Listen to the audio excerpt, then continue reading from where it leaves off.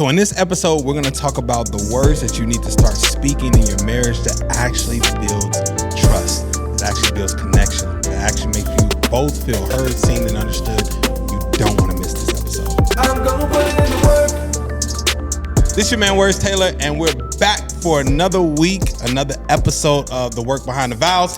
I am here with the lady, the queen, all right, my beautiful and lovely and talented wife, Miss Julanda Taylor. Well, hello, my love. Hello, I see you with the pink and the blue. You see me? Little accent. You got a little accent going. Okay, I see you. Welcome to the Work Behind the Vows, where we have real conversations about daily choices and the healing work that goes into holding marriages together.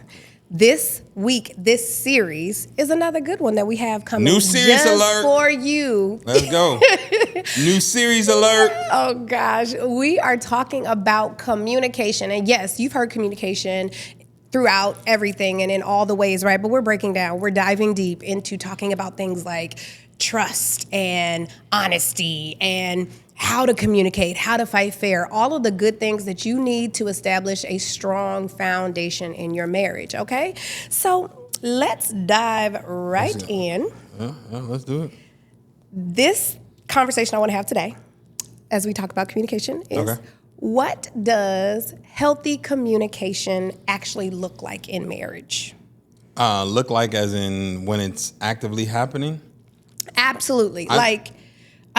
Just to set some foundation. So the purpose of this series is for couples who are trying to be heard and not just be right. Okay. Right? So we're talking about like how to rebuild trust, how to really do that connection. So let's lay the foundation. What does healthy communication actually look like?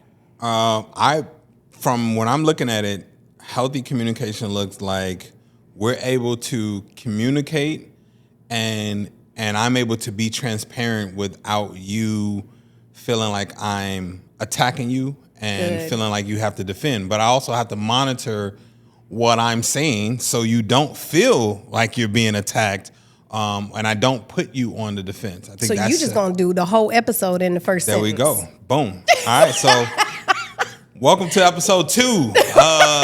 The next episode. Let's go. No, but that's so good. That's it. From my notes, I said number 1 is just not just speaking your mind, but being mindful about how you speak. That's it. And what you're actually saying, right? Yes. And this is something we're telling our daughter now. It's absolutely. Like being aware that just because it pops in your head, you don't have to say that out loud. Doesn't mean it has to be said, or doesn't mean it has to be said the way it pops in your head. There should be a level of filtering that happens. I get that. So here's the healthy part. You can say whatever you want to say. You can communicate whatever you need to communicate, but there should still be a filter that is still in love and in kindness and in patience and still honors the person, that is still love-led and is not to break or to tear down. So if your words are doing that, if what you're saying in your head does the opposite of love and kindness and all of those things, then it's like, find a different way to say it. Or don't say it at all. Or don't say it in the moment. Because what I don't want you to do is feel like, now I can't even talk, or I got to hold on to this, and now I'm suppressing how I truly feel about something. You can say it, just filter how you say it, or don't say it all in that moment. So let me say, I was one who I spent my youth, I spent my young adulthood being what I called a self-proclaimed realist, okay? It wasn't, I don't lie. I try my best not to lie. When I read the scripture that said, let your yes be yes and your no be no, I took that literal, right? No longer were you going to get white lies from me, lies of omission. You were going to get the real and the raw regardless, okay? Regardless of how it impacted you. And I felt like I was doing like what was supposed to be done. For sure. I was being brutally honest. And yes, honesty hurts sometimes, right? But this is the thing that I learned, right? Honesty has a lot more to say about your lack of self-control than your commitment to the truth. That's good. Because there's a way for you to be honest and not hurtful. Yeah, for sure. There's a way for you to be honest and still be love-led. Well, people do. So, like, when you think about, go ahead. No, you good. Okay, but when you think about people at their jobs, there's a level of honesty that you want to say to your boss that you don't say. Absolutely. So you find a way to say, think about what we even talk about with corporate talk and emails. That how there's a way. You cuss them out in the most professional. Yeah, exactly. So you are demonstrating that you have a filter. That you have, like, there's a consequence to there, but sometimes we treat our spouse like, I'm gonna say what I want because you locked in. You ain't going nowhere. You ain't going nowhere. So it's like, but Sherry, that's 2 cubicles down, you will say to Sherry, like, hey, Sherry, per our last email, remember I stated, as I stated before. But you don't want me to talk to you like that. No. Per our last conversation, when we talked about the kids. But I'm giving an example of there's a filtering that still happens. Absolutely. Because you want to honor the culture that is created. Yeah. So I'm saying that we have to create a culture that demands a different type of communication. We have to create a culture that demands respect. We have to create a culture that demands you to filter that thing. So that's what I'm saying. Yeah. So that leads into the conversation of tone, timing, and emotional safety. Yeah, gotcha. Right? That's basically what you're talking about. Yeah, for sure. Tone, timing, and emotional safety. There is something that we learned in marriage counseling that, and honestly, I don't even know, it was premarital, it was, but is something that has been in the vein of our marriage the entire time, and that's addressing things when there is peace. That's important. Like, the way that our pastor described it was, y'all just had an intense fellowship, it got real, right? That is not the time to come and to identify all of the things that your spouse did in that moment. That's good. That all the additional things that they did that were frustrating or concerning. Yeah. Any other issues. That's not the time to come and talk to them about the socks that they didn't put in the hamper. That's it. These socks are y'all always gonna hear socks. These socks are gonna make it in every single podcast. Listen, I literally just put our clothes in the dirty clothes bin today. Whole closet full. Keep walking. See what I did there? These socks were made for walking. They keep walking in this marriage. Okay. They do. But let's talk about, because let's teach them, maybe everybody doesn't understand when there's peace. That's good. Let's talk about that. What does that even mean? Address things when there's peace. Well, I think the biggest thing to understand is, and I heard this first from Eric Thomas. And this was so good. I was like, he had in his book, and maybe he got it from somebody else. I don't know, but I got it from he's here. Reading books. You know what I'm saying? You know what I'm saying? We're book readers out here, okay? Okay. But he said you cannot solve a problem on the same level in which it was created. So the higher the problem and your anger, the lower your ability to actually make a sound decision. So the more calm and peaceful you are, the higher your ability to make a sound decision. That's good. So if it was created out of confusion, then you can't solve it with confusion. If it was created out of bitterness or anger or frustration or whatever, you can't solve it at that same level. You have to wait until you are at a level of sound mind, all right, and you kill the flesh in order to now, be able to have a sound conversation. Because up here, I don't care what you're saying. I'm not listening to nothing you I don't care what you're saying. I don't want to hear it. Okay. You done? Because I have 5 flaws in what you just said. I have 5 points that I want to make. I have nope, that wasn't it. That's not it. And I want to be dismissive, so I'm going to try to cut you off and all of those things. This is why we have to have conversation when there's peace, and peace simply means that I get myself to a state where I am ready to be heard and not attacked, and I'm ready to also listen and not defend. That's good.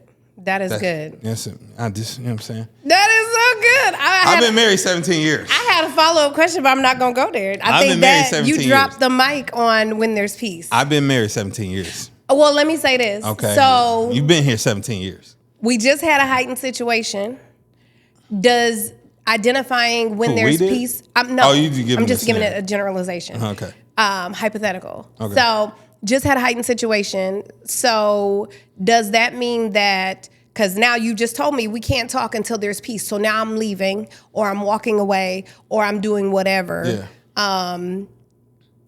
Is that me establishing or trying to honor obtaining peace? Yeah. Okay. So this is good. So like, let's look at it this way. Walking away without communication is dismissive. He gonna take. I just gonna give him the assist. He Come gonna on, take it right with that's it. What okay, we do. That's why we win games. If you gonna throw the ball out, I don't want to dunk it. You know what I'm saying? So walking away without communication is definitely dismissive, and it's a like I'm exerting my power in the situation. Yeah. This is the ego, like we talked about that. But us communicating, hey babe, let's bookmark this, or let's take a break, or let's come back to this conversation. That's very healthy, because it's I'm stating. Here's the thing. This is such a mature thing to do when you identify it, but it's, I know in the past I didn't honor this because you were definitely great at being like, you know what, I'm done with the conversation. Talking about this. I'm done with the conversation. I'm like, no, we ain't. We gonna have this conversation. You're like, I'm done. I'm done with the conversation, and it's a healthy place to be, because it's saying I'm at a space where I'm no longer listening. I'm ready to pop off. I'm angry. I'm about to say something, or I'm feeling attacked, and I'm feeling like I gotta attack back and defend myself. Yeah. So the healthy place to be is, hey, let's have this conversation later. Now that's not a form of control. That is actually a form of like, I am protecting maturity and protection. Safety, it's protection, and it's keeping our safe place safe. Yep. It's saying, hey, I'm about to get into an immature mode. Yep. And then I'm about to pop off. I would rather for us to be like, let's just have a conversation later than try to get through it in that moment. Absolutely. But I had to grow to that. Absolutely. Absolutely. And I too had to grow to the point where I won't say what I want to say. For sure. Okay? Because I have always been quick with my tongue. It's funny how legit, like this is what we're going. This is what we're doing. Hold on, that just caught me off guard. No. Okay. You know what I'm saying? How I see all these videos on social media. Okay, man. Go ahead. All these videos on social media where these parents are teaching their kids the comebacks, right? They're teaching them if they got a bully. They're teaching them something quick to say. I've seen some funny ones. I've seen some real ones. But I was one who taught myself. I had all of that. My tongue has always been lethal. Always been lethal. It has. Okay? Since we met. And you were one who, when you would get cut by that thing, you would be feeling some type of way. You don't have to talk to me like that. Yeah, for sure. Because our daughter. Why my voice sound like that? Listen, when I watch back these podcast episodes and I do his voice every episode, I die laughing. Because that's what I hear. You don't have to talk to me like that. That's crazy. But our daughter has that same talent, right? Where it could be a talent. You just got to utilize it for good. Okay. So where it's the quick comebacks, it's the spicy comebacks, the slashing of the tongue, right? But that thing it does not establish peace in your relationship. Sure. It does not establish safety. So I had to adjust. Yeah, I had to literally learn.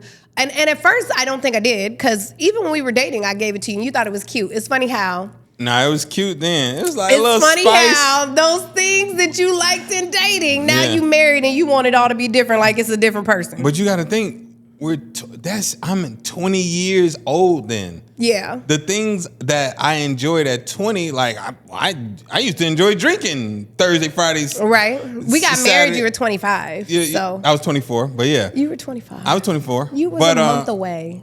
But I was still 24. Technicality. So I'm just saying, when we look at it, I enjoyed these things at 20. As I grow older and I mature, and as a child I spoke like this, I did these things, but now I realize that I don't put hot sauce on my on my food anymore. So I don't like heartburn. You know what I'm saying? So today I'm hearing it, I'm like, hey, no, I ain't feeling that. You know, so but it was cute then. You want to talk to me like that. It's cute then. It's like, hey, yo, you ain't got. But here's what I'm saying in that as well. There has to be a transition of, hey, you have to learn that the communication in that way brings up blockage. Right. I'm not listening at that. But when you come to me and approach this way, then you can still be heard. You can be heard without having to fight or raise your voice or yell or anything like those. Because what happens is those little sharp things, and this is what I'm with teaching our daughter now, those become paper cuts. Absolutely. It's like little paper cuts that just start to become annoying. And now every time you talk, I got an attitude. Yes, it becomes like, hey, yo, this is too much now. Yep. You know, so you don't want to disrupt the piece where now when you talking, I'm immediately getting defensive, or I feel like now I gotta figure out, oh, do I want to have a quick comeback? Because that's not me. I don't. That's not my energy. Like, oh, let me think of a quick comeback. I don't need all that. Yeah, I don't have to think about it, but I get you. Right. Like, and I agree. That's what I'm saying. It doesn't create emotional safety. It doesn't facilitate that. For sure. And when I'm talking about safety, I had a note on my card. I'm saying emotional safety is asking, is this a safe space where I can present my heart and not be verbally attacked, berated, or belittled? For sure. Right? If you are doing things that don't create that atmosphere, you're messing up the entire connection, the entire ability to communicate. Right. That's where now we're hiding stuff or holding stuff or defensive or constantly fighting and battling and that sort of thing. Yeah. So yeah, those are things that you definitely need to pay attention to. Right. You definitely want to tune into. You know, we keeping that in. This is how it goes. Yeah. But you definitely want to tune into that within yourself and within your spirit to identify, am I creating an emotionally safe space? Am I checking my tone, my timing? Because that's another thing with the timing. Everything can't be talked about in the heat of the moment. Right. That's it. Okay. That's it. We talk about, we've talked about before, if you've watched any other podcasts, we had one about, what do we talk about? The attachment styles. Yeah. Talked about the attachment styles, right? Mm-hmm. And so my husband, I'm not going to go deep into them. There's 4 of them. Y'all can go and read them and figure them out. I can tell you what they are. It's anxious, avoidant, disorganized, and secure, right? So my husband is anxious. I am avoidant. And with that, an anxious attachment is one we can talk about right now. Let's talk about right now. What's going on? Let's deal with it right now. Yeah. And the avoidant attachment is like, I'm good, I'm out. Right. I don't want to talk about nothing. Right. I don't want to do that. Identifying your attachment style and how that is leading you through this communication relationship and cycle is important, right? For sure. Because I know that about him, so now I understand that when he's trying to push me and trying to like bring that out of me, it's not because he's trying to control me or manipulate me or whatever. I can communicate though what I need, and he knows that I'm not trying to leave him or abandon him or whatever. Like you learn how to navigate each other, but not knowing and not understanding those things can create like an imbalance, right? Can create an issue. Because I know there was a period in our relationship before when we didn't understand them, where I would literally avoid bringing topics to him because I felt like he was going to feel like I was, like he was taking it personal, like I was attacking him. Right, for sure. Or I was trying to abandon him, you know? So those attachment styles and understanding them, those two can impact your emotional safety. Absolutely. And especially if you don't understand that when the avoiding attachment style like you have is not necessarily I'm trying to leave or I'm trying to blame everything on you or I'm trying to isolate from you, but it's I'm needing this time to myself in order to be able to, again, protect the relationship, protect the safety. So this isolation helps me now be able to come back with a sound mind. Absolutely. And so just being able to honor that and then honor what I'm saying. Because with me, it's like I don't want to carry this energy, this disconnect. It's like it's a lot. I got other things that I need to be doing. I got other decisions that I need to make running other businesses and all of these things, I need my mind like clear, and I need to know that we're good. So I know that there was a, what's the line? I don't know the line. Boy, Jay-Z was like, if me and wifey having problems and the house burning down, I ain't going nowhere. Something like that, yeah. And he was like, tell Tata that, you know, take care of the kids. Like that is me. It's like, man, yo, we gonna stay in this until it's fixed. Can I say something? Y'all better not come for my husband for saying that line wrong neither. I don't want to hear none of y'all. Because I'm going to tell you now, I've been real reserved in these comments. I will come out. They be coming at me. This lady online was like, shut your fat face self up. I was like, dang. We fat facing now? Shoot. But go ahead, man. I'm sorry. Shaming. Y'all better... To the fat community, y'all better come at her. No, don't do that.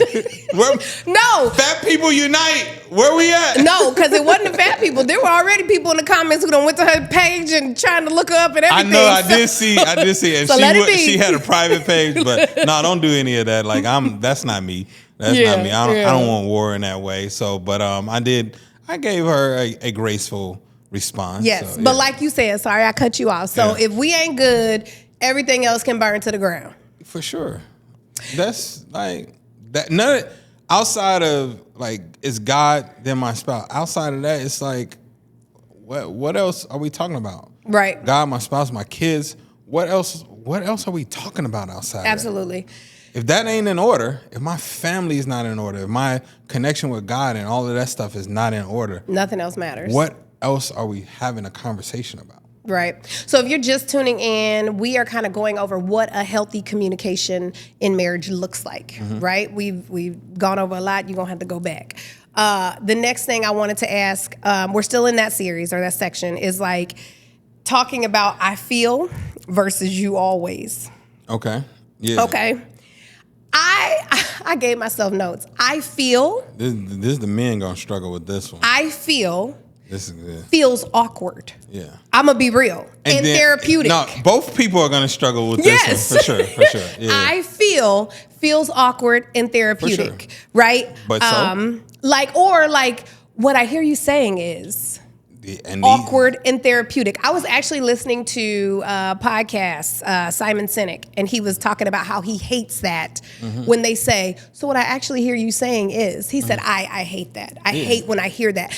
I agree with him. Right. However, I try to use it. I do try to use it. I think the note that I gave is like initially, everything feels awkward. Yeah. Everything new feels awkward. Think about when you first learned to ride a bike. Yeah, for sure. It felt awkward, right?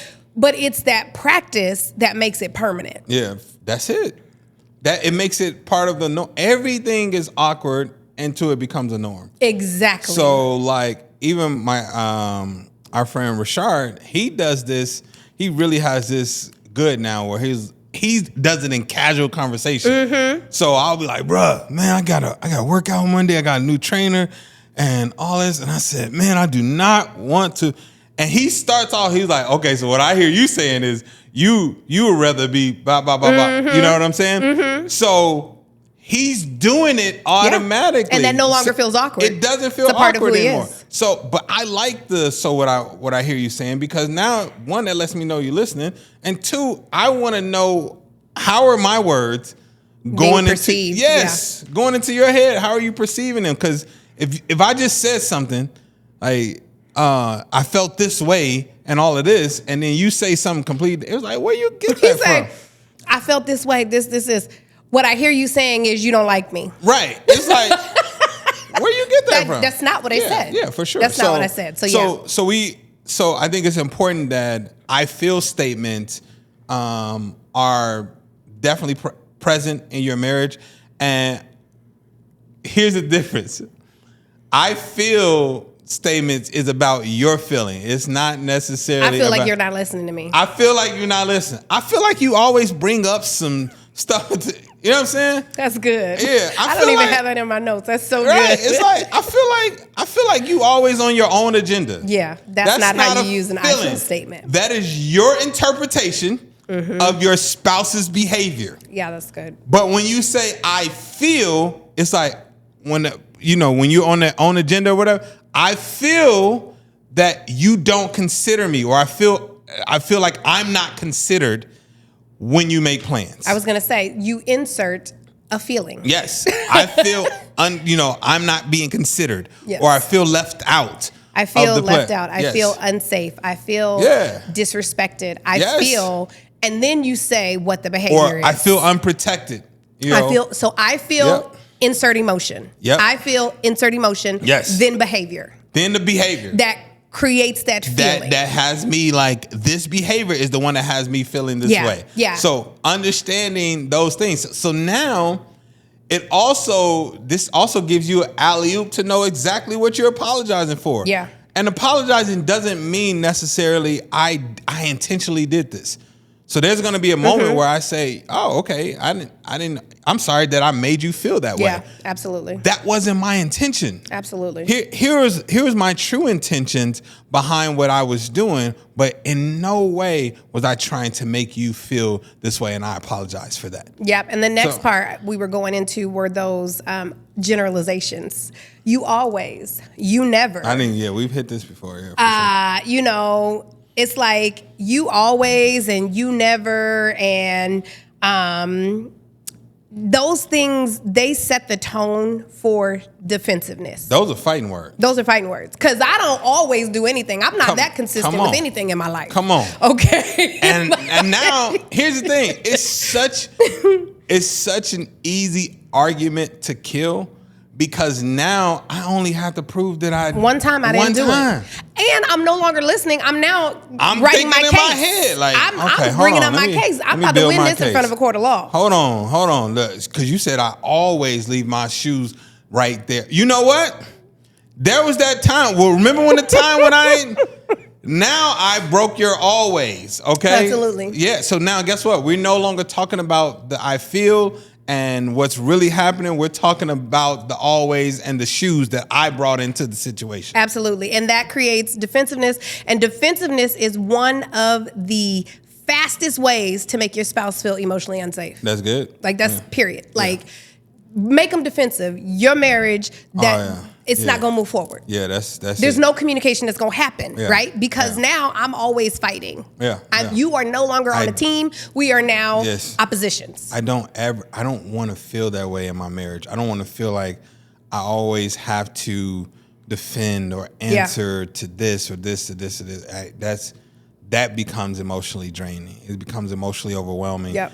And then anybody, once you feel like you're being caged, there's only two things that's going to happen. Either one, you're going to fight, or two, you're going to retreat. Well, there's a third one. It is freeze, but freeze. It's fight, flight, or freeze. But you going to freeze and you freeze. You may thaw out eventually. But you freeze and you going to still have to make one of those two choices eventually. Yeah. Or like, okay, I can rock with that, because there may be some that just like go numb and then they stay in a relationship, and then it's like, I'm no longer making decisions. It's whatever you're trying to do. I'm no longer participating, things like that. So, absolutely. I got you. So what does active listening look like? The note I put is listening to understand your spouse. That's good. I think one of the biggest mistakes that couples make is believing they're supposed to understand the argument. And that's not it. Like, you're not supposed to understand why we're arguing. Yeah. Nope. Yeah. Your job is to understand the person standing in front of you. Why I'm feeling the way I'm feeling. That is active listening. Yeah. Cause we can get I've been caught in minimizing, or like, are we seriously talking about, come on now. Because the argument could be stupid. Yeah, like, for sure. But we got to find out what is the underlying thing. What is the real thing that is causing us to come to this place? Because I can definitely. We talking about socks. Yeah. Come on now. We were talking about socks. We talking about socks. But the underlining is like, no, you're disregarding the system that I set up, and I don't feel appreciated or valued for me taking ownership over the laundry, and you're becoming very dismissive of that. It's like, that's a different type of conversation now. It's like, okay, all right. We talking about socks. You know what I'm saying? But socks was the catalyst. Exactly. That was the thing. So we just got to understand that. So somebody could say, that's a dumb argument, but it's like, now when I see that this is dumb, it's like, oh, wait a minute. What's the thing? What is the thing now? Because when we get to that place where we're talking about this conversation is those ones that me and Shard, we talk about, I'm like, man, we just had an intense one. And he'll say something like, did you get in the car and talk to yourself? I said, bro, I had a whole conversation. I'm like, what is going on with this girl? Why is she tripping? How we get here? And we just had sex yesterday. We just did. You gonna find a way. We just did this. She got a nut. Why she acting like this? So I'm gonna start taking note of how many times he implies something sexual. Keep going. That's the third time this episode. That's the third time? Only 3? It's and we're how long are we in here? Technically 4 because the first one was twice, but yeah. Okay, because we're 32 minutes in. I'm behind then. So that's the premise of active listening. Active listening in action looks like eye contact, for sure, head nods, like not on your phone, asking questions, giving feedback. That's how you actively, that's how you show outwardly that you are actively listening. And inwardly, your job is listening to understand the other person. Right. Because what did I just do yesterday? I don't know. What was I able to do yesterday with the nail? No. You know what I'm talking about? You know what I'm talking about? He was fully present in the conversation, okay? I was telling him an issue that I was having with my nail tech, and said... She said something? This is the second time this happened. I said, that happened before. She was like, yes. You remember that? I said, no, I remember, girl. I'm listening. I remember, because, they did that before when you did this and this. Yep, and so this is the same thing. So she's like, they got one more time. Yep. And now I'm like, they got one more time. All right. So. And the opposite of active listening is reactive listening. Gotcha. So that's listening so that you can respond. For sure. Right? That's listening with the hopes of proving your spouse wrong, or you're not really understanding the person in the situation, right? Well, I mean, I can, depend on... why are you wanting to respond? If you're responding to defend or attack, then it's different. But if I'm doing reactive listening so that I can understand in order to respond in a healthy way or give you what you're looking for, just like when we say, so what I hear you saying. Right. So I have to be reactive in that. So that's what I hear you saying is a reflective statement to get a better understanding for the person. Okay. It's not to respond. Well, psychology degree. If you see what I'm saying? Since you got your degree, but go ahead. But when you are listening to respond, you're not really listening. Okay, I got you. You listen to understand. You absolutely can and should respond based on your understanding of what happens. But reactive listening is literally listening to respond. That's what we don't want. Okay. You didn't even hear what I had to say, right? Yeah. Another thing you don't want is one spouse maybe shutting down because they don't feel safe. Right. Because that's another thing that happens in relationships where you're not listening to me, so now I'm shutting down. I don't feel safe enough to bring anything to you. Yeah. I'm going to move on. Yeah, I think we should define that don't feel safe in a conversation. Okay. And I just want to point out when I'm saying that or when I'm hearing that, I'm thinking safe means I can bring up a topic and it not turn into me being attacked, or it's not turned around on me. Now I feel like it's been made my fault, or I don't feel comfortable enough to have a conversation and know that there's going to be some type of agreement, or I'm going to be heard, or something like that. Absolutely. That's what we're defining as, like, I don't feel safe in the conversation. Not necessarily that physically safe. Yeah, physical harm. It's emotional safety. Yeah, for sure. Yeah. For sure. Or I don't feel like I'm going to come out of here being valid. My feelings will be validated, or at least there won't be any empathy shown or anything like that. That's meaning I'm not going to feel safe. Now, some men may not admit this because they may think this is, well, what do you mean I don't feel safe with my wife? So, but your behavior demonstrates it. Yeah. Your behavior may demonstrate like you don't feel safe to have this conversation because of what may happen. Right. I think it would be good we're about to go to commercial, but I think it would be good at some point to have a conversation surrounding masculinity and even femininity and the nuances within it and the things why some groups, men and women, decide to accept certain aspects and reject the others and vice versa. Because in what you're saying, I agree. Like, I know I can see in the comments now, that dude, you soft, da-da-da. But then there'll be another man who's like, absolutely. Yeah. Like, that's it. This is why I like my man, Jason Wilson, the older guy that teaches the martial art. Mm-hmm. Yeah. I think I read 2 of his books. He may have 3. Reading, or I listen to him, you know what I'm saying? But he talk about being a comprehensive man. Comprehensive, yep. Yeah, a man that can still be very masculine and aware and take lead and all of those things, but be aware of his feelings and feel safe and secure enough to express those things. Like, I think that's a great definition. Absolutely. I often bring up this example of this poet that I admired, and my man is like 6'4", right? Always wears black and all of those things, and big voice, all of those things. So he projects and presents very masculine, right? And he talks about how he went to Israel and there was 30 men in the church and they were worshiping at one point, and these men are smaller than him. He made it a point to say that. He said at one point they all started weeping inside of the church, and he said, I wouldn't allow myself to weep in front of these other men. And he was like, in that moment, I was the weakest man in the room. Absolutely. And he acknowledged that. He was like, all of this, like I can protect myself, I can do all of these things, I'm very masculine and all of these things, but I couldn't show this emotion. Yep. And there I saw that I was actually the weakest man in the room at that point. And you thought you were the strongest. Exactly. That's good. Exactly. That's good. Let's go to first commercial. All right, wait a minute. Listen, I had a plan because I'm a launch strategist. I had a plan to fully sell this to you. I wanted to sell it to our viewers, and God said something different. God said, listen, I want this territory. I want you to reconcile married couples back to me, and you're going to give this away. All of this curriculum, I've paid thousands of dollars and invested into making sure this could get in your hands.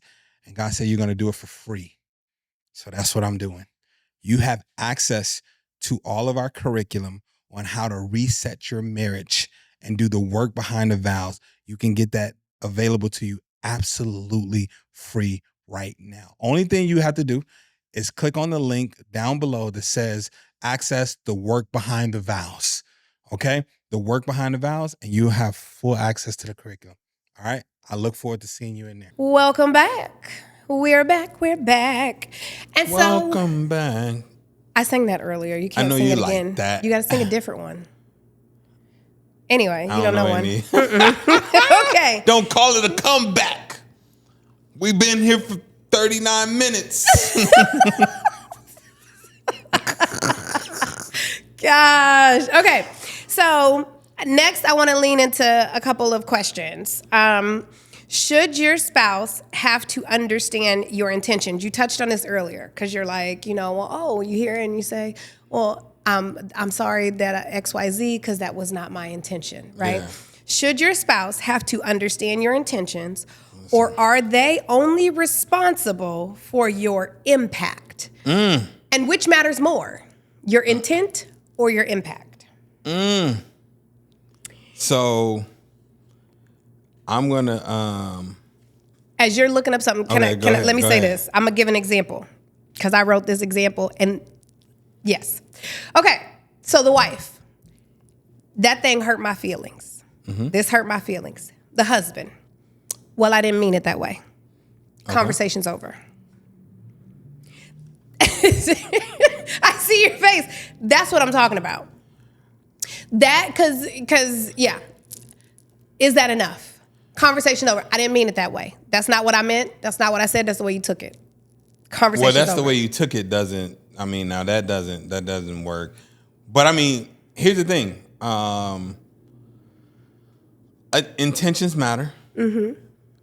But impact for sure matters. But here's the thing. Once I learn true intentions, it can resolve the impact, the impact, the level of impact, in that situation. It doesn't take away the hurt, right? But let me assure you that my intentions were not of that, because and the only reason I'm explaining that is because what you were thinking is far away from. It may be far away from my character or how I want you to perceive me, or even that these are not even thoughts that I have. Yeah. I remember early on in our relationship, you would say things like, "Babe, you really think that I would do that to you?" Yeah, like you really think. Now, mind you, trauma, where I'm coming from, I've never had a man to be good to me, right? Like, in those, I would say my father was good to me, but it was just a tarnished relationship, right? Yeah, It had some turmoil in it, right? Yeah. And so it's like I've never had a man who says he loves me, stands on his word, and is right there faithful in that. And so, yeah, I think I'm out here by myself. Yeah, I think that you would do something because you're self-centered and you're focusing on you and you're not thinking about me. Right? But that's because you're now comparing me to other men in your life or other experiences. And that's why I had to keep reminding, like, you are my wife. Yep. It does not serve me to have poor intentions or negative intentions with you. It doesn't serve me to say something that will belittle you or make you feel a certain type of way. Because then when I need you to be strong and confident and you know what I'm saying? I've ruined that. Yeah. You know, so it doesn't serve me in that way. So that's why I think for me it's important that you understand my intentions and know that if you perceive them as something else, then that's not it. Let me show you that that's not it. And I just think Jeremiah 29:11 says, "For I know the plans I have for you, declares the Lord. Plans to prosper you and not to harm you. Plans to give you hope and a future." I'm reading that scripture because even God makes it important for you to know his intentions. Mm-hmm. I have plans for you. Let me separate myself from everybody else that you may be comparing me to. Let me separate myself from everybody else that says they love you. Let me separate myself and let me tell you my intentions. Because even if you were looking at me and said, "God, why'd you have my mother die? Or why did you have this?" And you may say, because you hate me. It's like, no, God, like, no, I got, my plans are for you. It's to prosper you and not harm you. So let me be clear on my intentions for your life. And that's how I feel. It's like, you may interpret the behavior as something else, but I think it's important for me to say, no, that wasn't my intention. It may have come out that way. That's not my intention. I agree. I think intent explains you. Right? Sure. You, the person who did the behavior. It explains you, and it allows that other person to get to know you at a deeper level. Absolutely. This is the real me. This is what I really meant by what I did. Whereas on the flip side, I think impact teaches you, the one that did the behavior. For sure. And you get to know your spouse on a deeper level. That's good. That's good. Right? So I think they're both necessary. I think they both matter.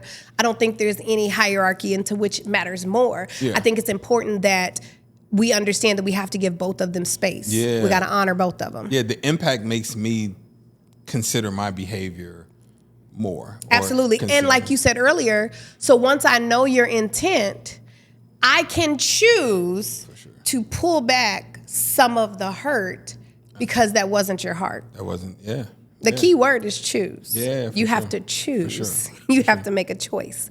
But they both equally matter. That's it.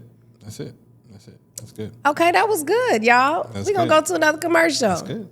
Okay, so listen. All right, so first of all, shout out to you for going ahead and making the decision to reconcile your marriage with one another and reconcile it back to God. All right, I'm telling you right now, the information, the curriculum that you all are getting access to right now is a game changer for your marriage. It's going to take you step by step. But I want to do something right now. Okay? You have full access for free. And you don't have to take me up on this offer right now, but you've unlocked something. I would love for you all to be able to do Q&A with me and wifey. I would love for you all to be able to get on calls with us. I would love for you to have behind the scenes of our marriage and behind the scenes of our family and what we're doing and trips and different conversations, different workbooks that goes with the episodes that we do for our podcast. I want access to you, chat, a community of vow keepers that are constantly working on their marriage, that are going through some of the same things you're going through. So with that being said, I would love to invite you all to our Patreon. You can click the link below and see the options and pick the level that is right for you. All right. We would love to see you all in there. Very interactive. I want to be able to interact with you more. All right. Our mission, our goal is I want us to get 100,000 married couples to reconcile their marriages back to God, to reconcile their marriage. We're going to build an army of vow keepers, right? And we're going to show people what the power of two can do. We're going to show people how strong marriages are and the covenants that we've made with one another. So we want you to be a part of that. Click the link below, join our Patreon, and we'll see you in the community. Let's go. Salute. Okay, welcome back. So today, normally right now, we would do Who's at Fault? Mm-hmm. But today, we're going to do something different because we've had some conversations. We've had some comments. People are commenting. Y'all are commenting on our podcast. We love y'all for that. I appreciate y'all. Okay? Appreciate y'all. Okay? This is my camera right here. That's you over there. Okay. I'm over here. Okay. All right. I love y'all. Thank you for commenting and asking questions. And even for your, some of y'all with the negative comments. The lady calling me fat face. I appreciate that. I appreciate it. So normally we do Who's at Fault. That's where, you guys send in your stories and we kind of talk and debate back and forth about who's more at fault in the scenario, right? Mm-hmm. But today I wanted to do a listener Q&A type of thing where we kind of go through some of the more reoccurring questions that we're seeing or nuances and give our take or perspective on it, right? We also want to know, because this is our first time ever doing this, so we also want to know which do you prefer? So please tell us in the comments or go ahead and DM us, but let us know, what is your preference? Would you like to hear more listener Q&A? Or would you like to hear more Who's at Fault? Yeah, or would you like to hear something different? Yeah, for sure. Let me know. Let me know. Good, yeah. So question number 1, what if my spouse gets defensive every time I bring up a concern? There's a couple things that come to mind. One is you might be bringing up too many concerns back to back on them. So it's like at that point, I'm in a place where it's like, all right, I can't do anything right now.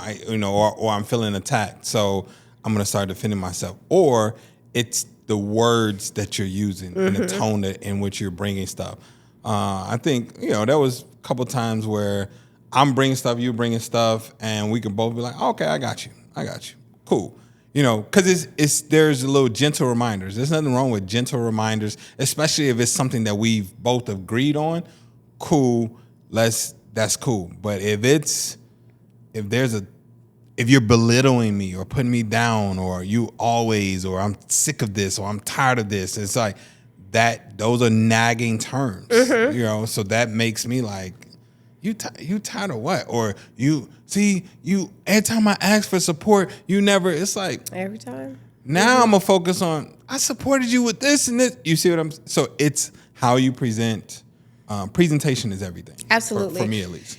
If you haven't figured out, in the vein of our marriage, we refer a lot back to the 16 weeks of marriage counseling that we received, even 17 years in. Yeah. And so with this question, I literally just had this conversation with a mom friend here probably a week ago. And I took her back to when I was in marriage counseling. My pastor's wife said, listen, you have to pick your headliner. What is the one thing that you want to present? That is the one thing that every time that thing happens, that is what you're going to call out. There may be 50 things on your list. You can have a physical list if you want, or you can have a mental list. There may be 50 things on that list. You will not address the other 49. No, yeah, you can't get to. You are addressing your one, right? That is what you are addressing, and then you are managing the others. You are figuring it out. And in addressing it, that change doesn't happen overnight, right? Yeah, for sure. But I'm going to continue to address it. And when you get into that, you can create safety in your marriage and your communication to where your spouse does not feel like you're nagging them, right? Because nagging creates that defensiveness. Yeah, for sure. Nagging, feeling like you're not being heard and understood. Absolutely. What you have to say matters. That's what creates the defensiveness. And so in order to squash that, I'm only talking about one thing. I'm only addressing the socks that keep getting on the floor. Yeah. I'm not addressing nothing else, right? I'm only doing that. I'm not addressing the food wrappers that I'm finding everywhere, or the plates and cups and bowls that I'm finding everywhere. Like, I'm not addressing those things. I'm going to pick them up on my own. I'm going to put them where they need to go, and I'm only going to address those socks. Okay? I'm just giving examples. I get you. Yeah. Just giving examples. Okay. So that was good. I know. That was good. It was good. Okay. What did you just do? Okay, how do I apologize when I don't think I was completely wrong? Let me tell you, this was a struggle of mine, okay? Okay, because correct me if I'm wrong, I try not to speak if I don't know what I'm talking about, right?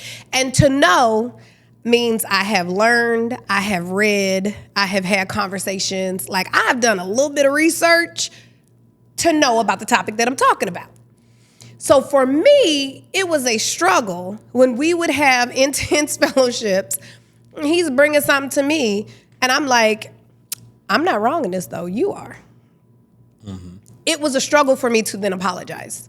Like, it was a struggle because, after the conversation is over, after the intense fellowship is over, apologies need to follow. And I remember I would go to my car, I would leave the house, and I'd be like, okay, God, so what did I do? Yeah. I would literally be like, because I didn't do anything wrong. Like, literally, I did not yell at him. I did not cuss at him. I go down the list, thing by thing.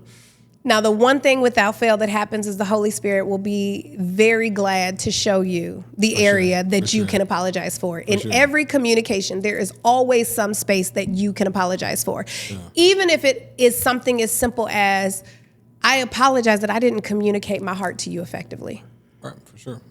I think so like what I was saying in this situation, is there's times when I feel the same thing. I'm right about a lot of stuff. Yeah, I'm right about a lot of stuff. I agree. And we both right all the time. Right. So, but it's now when I ain't right all the time. I say I'm right about a lot of stuff. You know what I'm saying? So, but I'm saying there are times when, like, for example, when we were doing therapy and you were like, yo, he just wants to say this and then move past what I'm talking about. Like, I feel like he's rushing me through the conversation or something like that. Mm-hmm.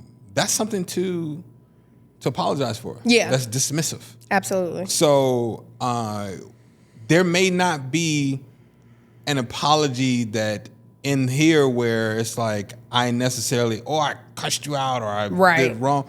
But because of your frustration or defense or whatever, I didn't handle it the right way, or I didn't stop the conversation when I saw it, and I did keep it going, and I did make some little passive comments, or I did there's something that you did that was still provoking. Absolutely. In there. And so the best thing to do is, like, if you walk away and now your spouse has to feel like, hey, every single disagreement we have or intense fellowship we have is all my fault. It's like, that's going to be... Doesn't create safety in their marriage. You know what I'm saying? Yep. So there's something that you might have done that did not allow the conversations to end in a healthy way. And so just asking the Holy Spirit to just demonstrate and show you that. That's what I was going to say. It's your job then to self-reflect. It's your job to dive into what happened and ask the good questions to get the good answers. For sure.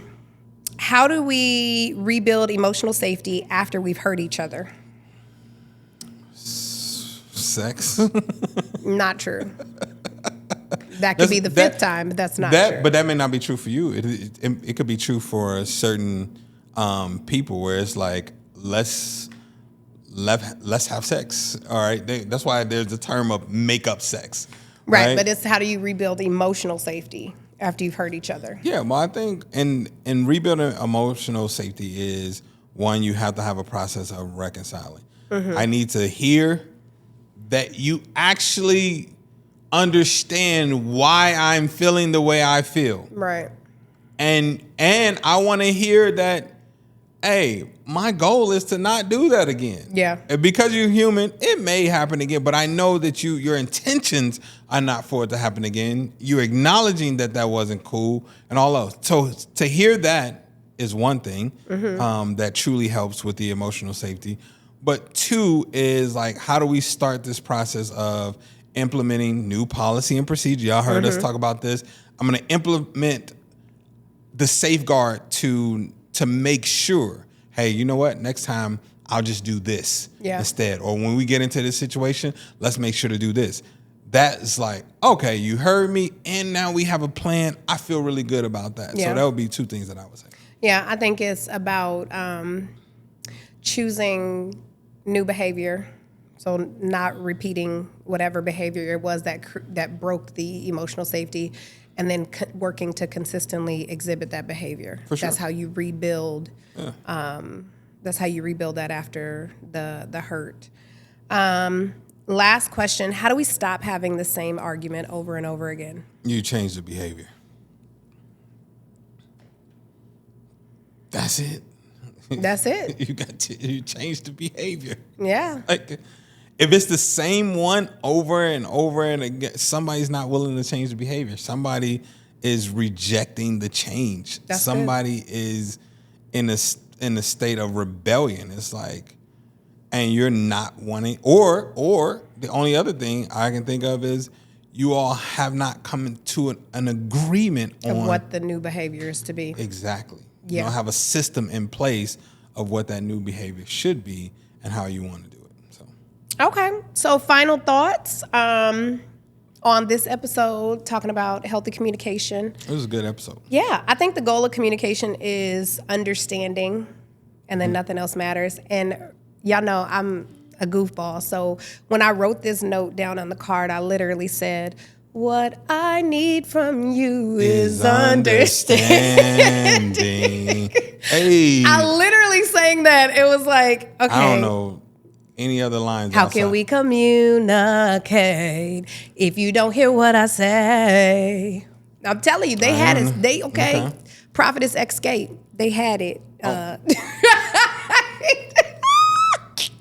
Let's go ahead. All right, so this is what I need from you, okay?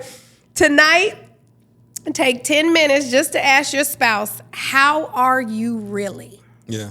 No distractions, no fixing, just listen, okay? Yeah. You let us know in the DMs and in the comments how it went. We are starting on this journey and this road of healthy communication. Yep, and if you... Go ahead. I was going to say, you all can also, if you're doing the activities and stuff that we're recommending and you would want to be a part of our Patreon so we can actually hear about it, then there's a link in the description. And yeah, we can heart it, we can like it, we can respond to it, all of those things. So. And then next week, we're tackling something unavoidable. Conflict. Yeah, for sure. Right? So today we talked about communication, but we're going deep into conflict. And we'll break down how to have intense fellowships and still fight fair. So don't miss it. We'll see you then.